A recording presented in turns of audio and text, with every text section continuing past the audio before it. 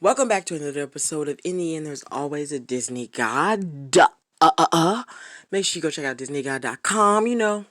Go check out everything on my websites on the site. Make sure you subscribe to the DisneyGod.com blog, so you can get all the updates about whatever's happening. And yeah, let's get into today's episode. So today we're going to be talking about a game that I was playing called Detroit Become Human. And this game is actually very similar to some of the browsing things that are happening within our world right now, actually. If you've played the game, you're going to know what the comparison is. But if you haven't, you probably won't know. But the game is pretty intense, pretty deep. The game regulates basically off of the choices you make. Those are my favorite types of games when it's like up to you. Like every decision you make could impact you in the future of the game. That's actually one of the those are like my favorite types of games. Detroit Become Human, like The Walking Dead: A New Frontier, or Minecraft Story Mode, games like that where you have to pick your own choices that just tells off what would happen in the future of the game. Um, in this game, choices really come to play. I was playing this game and man, man, oh man, a lot of choices come into play with this game that you have to consider when you play it, because it's like one little choice could, like, it may not affect you in that particular event, but it will definitely impact you in like whatever is upcoming. And it's like really deep. I love that game. That game, they should make a Detroit Become Human too. Like, seriously, they should really consider making us a sequel to that game, because that was an awesome game. Like with Minecraft Story Mode, they need to do the same thing. They said that it was planned to be released Season 3 was planned to be released in 2021. I guess we'll find out, because Telltale was taken over by a new company, but I guess we'll find out about that pretty soon, hopefully. But Detroit Become Human talks about androids, or like technology becoming free. And basically technology, or androids as they call them, they're fighting for their rights just like an African American would for their race. They're fighting for what they believe in. There shouldn't be no division between, well, in the game's scenario, there shouldn't be a division between humans and androids.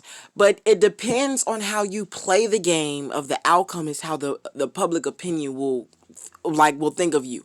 So there's many opinions. There's like skeptical, hostile, or I forgot the other ones, but it's based off the choices you make that impacts the public's opinions on the androids in the game. And obviously the game divides androids and humans, and uh that's what the whole fight is about. And that's why I said it's similar to what's going on in our real world, because it's race versus race. It's not human versus tech, but it's similar because it's the same category but in a different reference. The category is the division of two different types, and then the topic is race in this case. So, well, not race. Well, in the other case, it's race, but in the game's case, it's, versus tech. So, a lot of factors kind of play into this game. And then the main person of the game, there's three main people. There's Marcus, Connor, and Kara. Connor is the famous deviant hunter. A deviant is a machine, of course, but it's an original machine that was designed to complete a human's task, or basically be a slave to a human, which is actually what it did say in the beginning of the game. When the humans were preaching and saying that androids are supposed to be our slaves. But what that means is when a machine turns deviant, that means they're disobeying their master and they're going up against them. That's what in the game case is called a deviant. As far as for if we go to race, it's like if you don't like somebody because of the color of their skin, they're considered as a racist, because they're going against the person because of their skin color. So you see the similarities between this game. So this game actually, and now I see why Jesse Williams wanted to be a part of this game as well. I can definitely see why he wanted to be a part of it. So Mark is considered as rA9, the person who leads the androids and fights for their freedom. He's like the main center point of the game. And then there's Connor. His job is to like take down the androids, but at the same time, he's fighting with the ability to accept whether if he is deviant or if he's not.